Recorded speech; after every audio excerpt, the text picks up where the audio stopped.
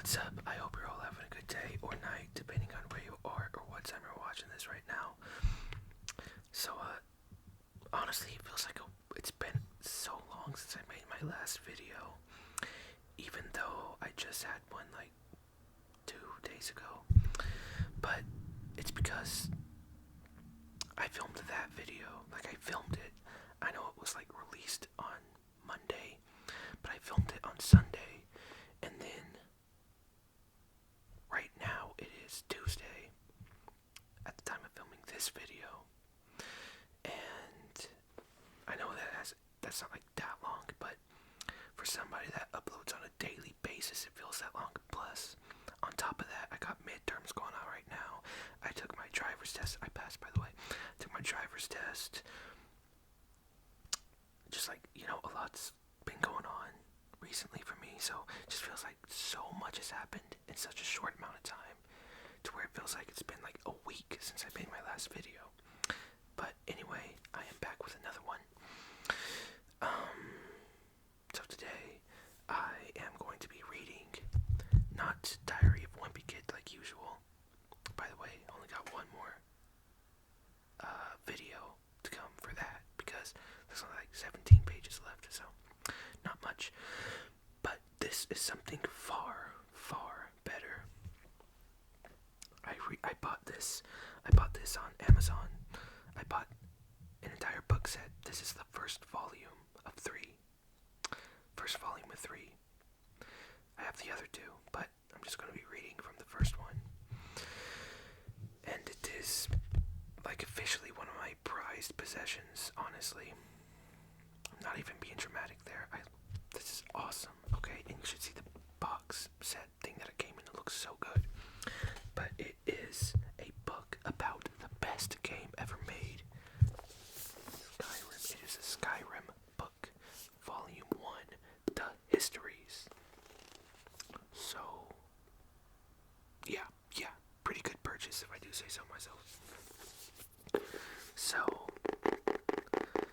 by the way, this video is going to be specifically for sleep. There won't be much to see. So, go ahead and sit back, relax, do something else, go to sleep, do whatever you gotta do. But if you're just gonna watch the video, then you're just gonna be looking at a microphone the whole time. Because while I read, I'm going to be playing with your hair. We'll just say that. But yeah, that's what I'll be doing. But it's going to be like ear to ear, like that. Probably sounds the same if you're not wearing headphones right now, but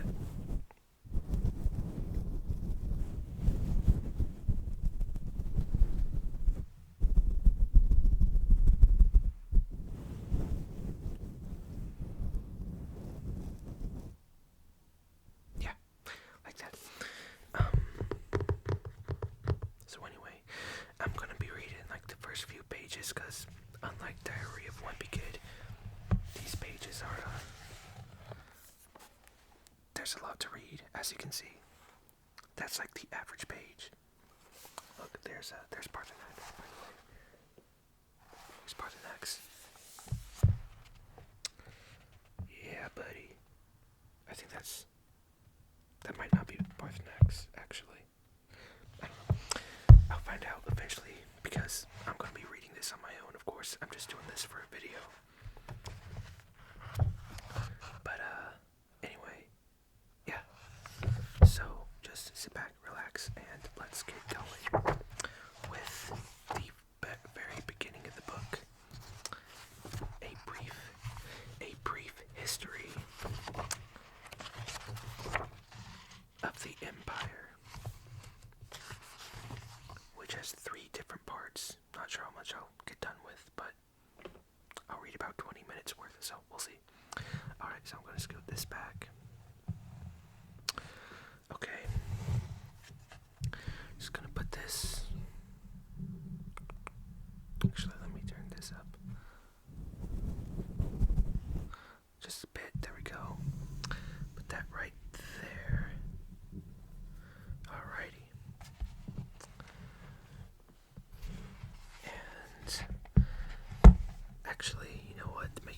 myself, I'm just going to move this to the side.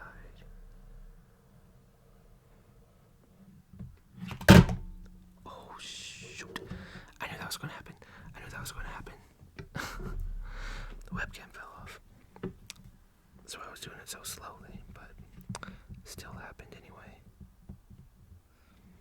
Okay. Alright.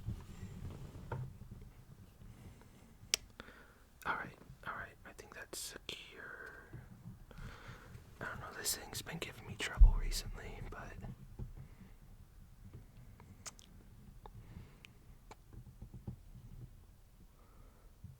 why is it not?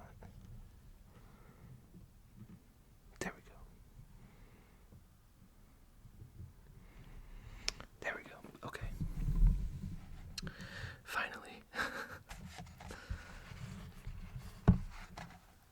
Time to finally start reading after I move the light a little bit so I can see what I'm reading. Okay. Alright. This is... Hang on, actually, let me scoot over. I'm gonna mute it though, because the chair's really loud.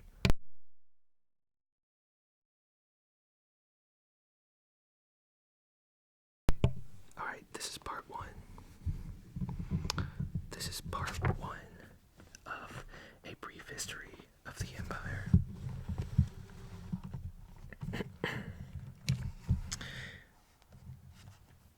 Alright, here we go.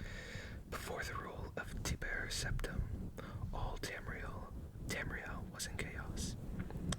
The poet Tresises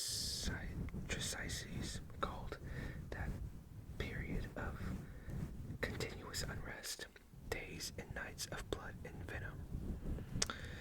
The kings were a petty lot of grasping tyrants who fought Tiber's attempts to bring order to the land, but they were as disorganized as they were dissolute, and the strong hand of Septim brought peace forcibly to Tamriel. The year was 2E 896. The following year, the emperor declared the beginning of a new era. Thus began the third era, year Aught.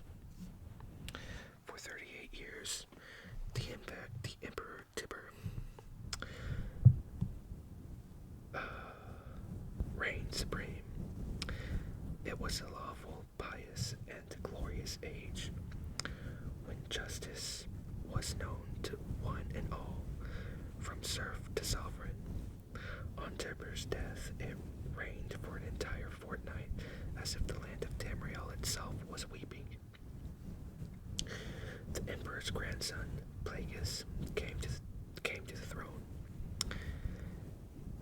Though his reign was short, he was as strong and resolute as his father had been, and Tamriel could have enjoyed a continuation of the Golden Age. Alas, an unknown enemy of the Septim family hired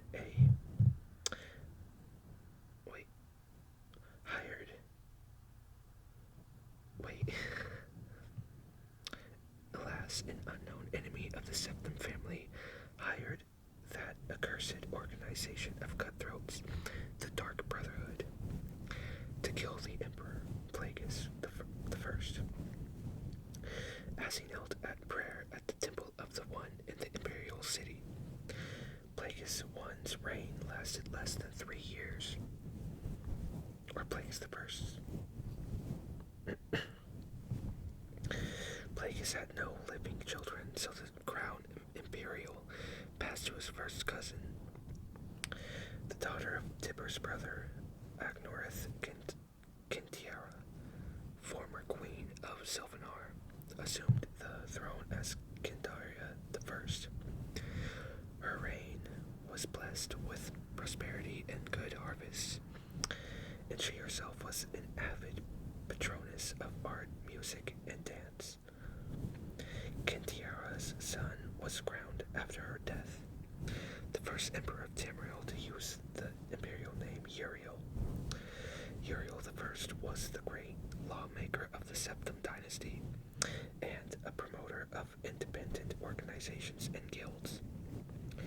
Under his kind but firm hand, the Fighters Guild, the Fighters Guild and the Mages Guild increased in prominence throughout Tamriel. His son and successor, Uriel II, reigned for 18 years. From the death of Uriel I in 3E64 to Plagueis II's accession in 3E52.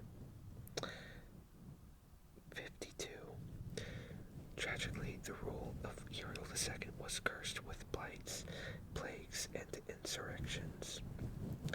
The tenderness he inherited from his father did not serve Tamriel well, and little justice was done.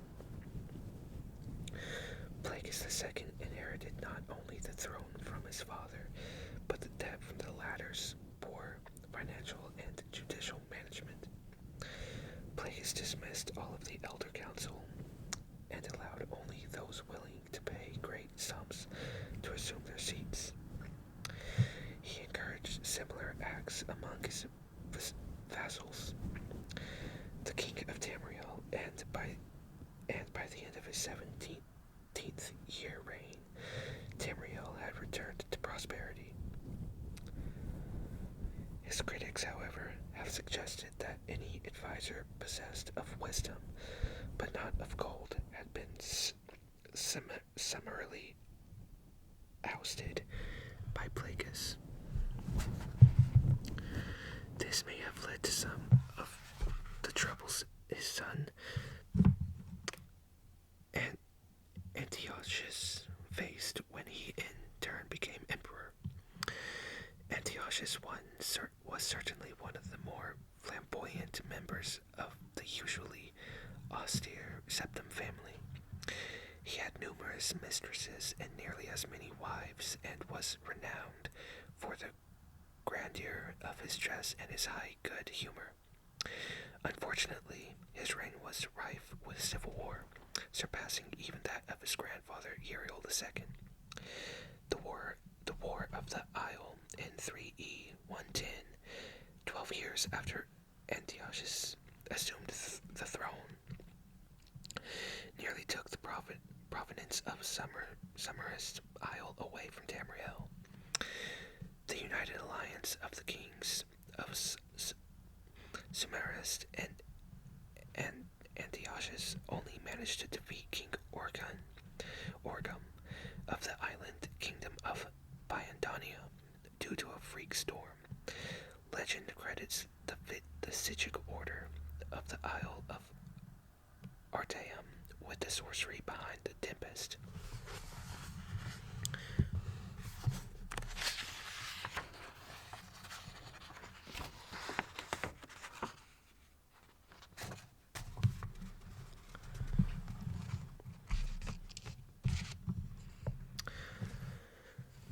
The story of Kintiara II, heiress to her father and Antiochus' throne, is certainly one of the saddest tales in imperial history. Her first cousin Uriel, son of Queen Potema of Solitude, accused Kintiara of being a bastard, alluding to the infamous decadence of the imperial city during her father's reign. When this accusation failed to stop her coronation, Uriel brought the support of several disgruntled kings of High Rock, Skyrim, and Morrowind, and with Queen Potema's assistance, he coordinated 3 attacks on the Septim Empire.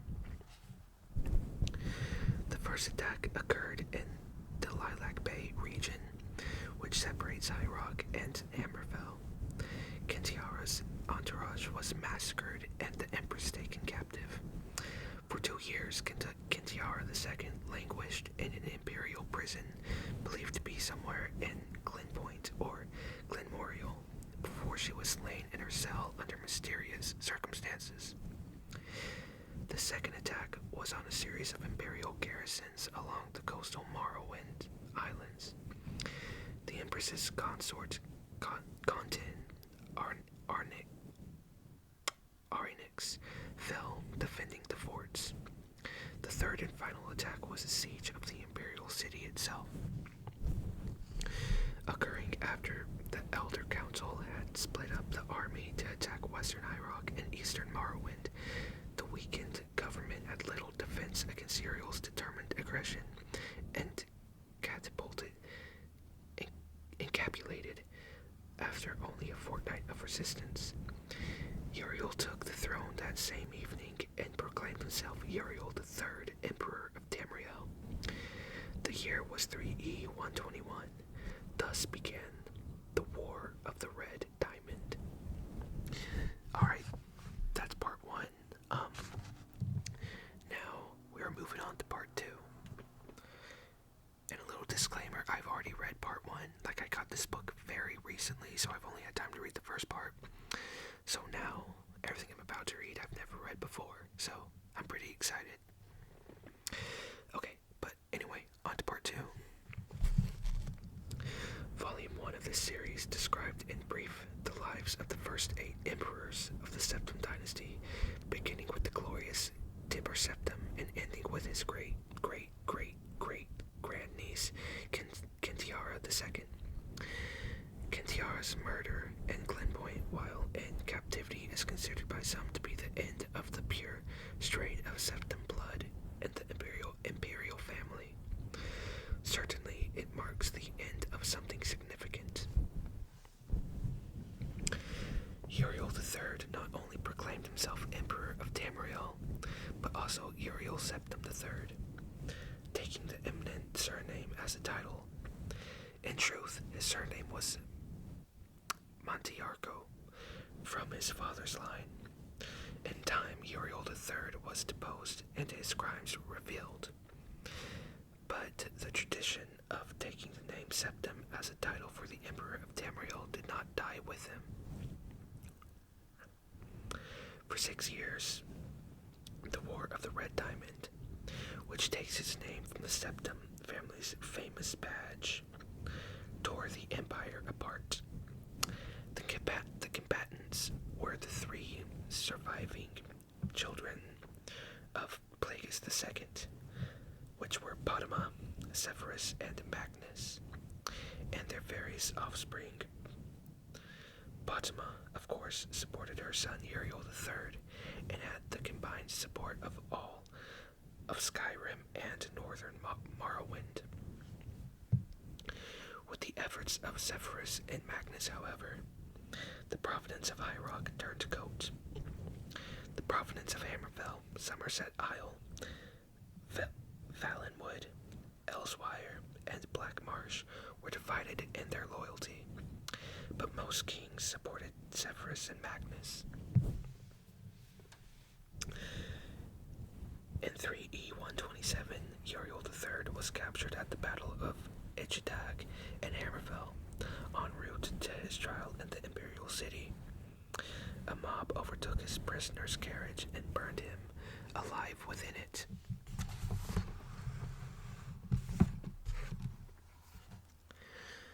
His captor and uncle continued on to the Imperial City, and by common acclaim was proclaimed Severus I, Emperor of Tamriel. Severus's reign was marked by nothing but war. By all accounts, he was a kind and intelligent man, but what Tamriel needed was a great warrior. And he, fortunately, was that. It took an additional 10 years of constant warfare for him to defeat his sister Potema, the so-called Wolf Queen of Solitude, who died in the siege of her city-state in the year 137. Severus survived his sister by only 3 years. He never had time during the war to marry, so it was his brother, the 4th child of Plagueis II, who assumed the throne. The Emperor Magnus was already elderly when he took up the imperial diadem, and the business of punishing the traitorous king of the War of the Red Diamond drained much of his remaining strength. Legend accuses Magnus's son and heir, Plagueis III of patricide, but that seems highly unlikely for no other reason than that Plagueis was king of Solitude following the death of Pottima and seldom visited the imperial city. Plagueis III, sometimes called Plagueis the Mad, was proclaimed emperor in the 145th year of the Third Era. Almost from the start, his atrocities of behavior were noted at court. He embarrassed dignitaries, offended his vassal kings, and on one occasion marked the end of an imperial grand ball by attempting to hang himself. His long-suffering wife was finally awarded the regency of Tamriel, and Plagueis III was sent to a series of healing institutions and asylums until his death in 3E 153 at the age of 34.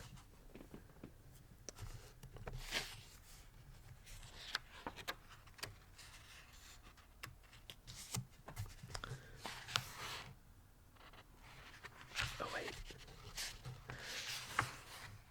Hang on, I'm looking ahead here. There's actually 4 parts to the Imperial history. But I'm just going to finish part 2 and then I think I'll be done for now. Because there's a lot to read and yeah, there's a lot to read. And I don't usually read a lot, and when I do, it's not out loud, unless it's Diary of the Wimpy Kid, but that is like 10 lines per page, whereas this is like 30, and they're much longer, so it's like taking much more out of me, but that's okay, because I enjoy reading this more than Diary of a Wimpy Kid. Anyway, time to continue with part 2. The Empress Regent of Tamriel was proclaimed Empress Kataria I upon the death of her husband. Some who do not mark the end of the Septim bloodline with the death of Kentiara II consider the ascendancy of this dark elf woman the true mark of its decline. Her defenders, on the other hand, assert that through Kentiara was not descended from Tibur, the son she had with Plagueis was, so the imperial chain did continue.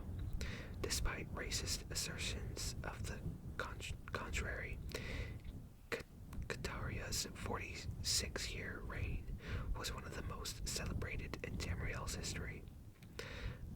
Uncomfortable in the imperial city, Katiara traveled extensively throughout the empire, such as no emperor had ever had since Tibur's day. She repaired much of the damage that previous emperors' broken alliances and bungled diplomacy created. The people of Tamriel came to love their empress far more than the nobility did. Katiara's death in a minor skirmish in Black Marsh is a favorite subject of conspiracy-minded historians. The sage Montalius's discovery, for instance, of a disenfranchised branch of the Septim family and their involvement with the skirmish was a revelation indeed. When Cassiander assumed the throne upon the death of his mother, he was already middle-aged. Only half-elven, he aged like a Breton. In fact, he had left the rule of Wayrest to his half-brother Uriel due to poor health. Nevertheless, as the only true blood relation of Plagueis and thus Tibur, he was pressed into accepting the throne. To no one's surprise, the Emperor Cassiander's reign did not last long. In 2 years, he joined his predecessors in eternal slumber.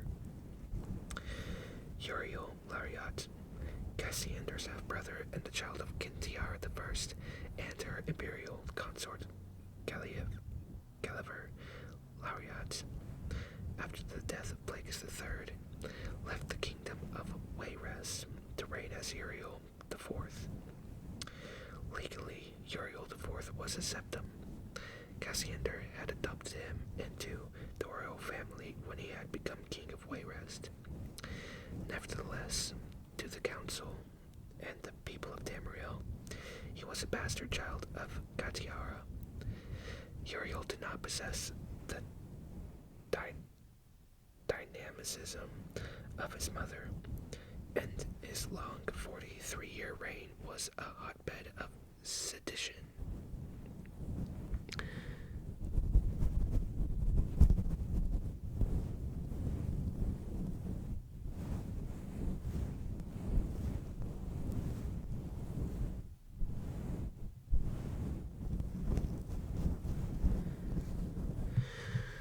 Alright, well, that concludes this video. I hope you all enjoyed. I know I did. I love this book so much. But, let me know how you all liked it, and if you might, because this book is full of different stories. This is, like, this Empire history is just, like, the first 16 pages. After that, there's just, like, multiple, a lot of just different stories and, moments in Skyrim's history that it talks about. It's not just Imperial stuff, but, like, everything, you know? This is just the first part of it, so it's really cool. So, yeah, again, let me know what y'all thought, and if you might want to see more. And, yeah, with that, the video is now over. I hope you all have a great rest of your night, and that you all are feeling much more relaxed and sleepy compared to before you clicked on this video. And, yeah, thanks again for watching, and I will see you all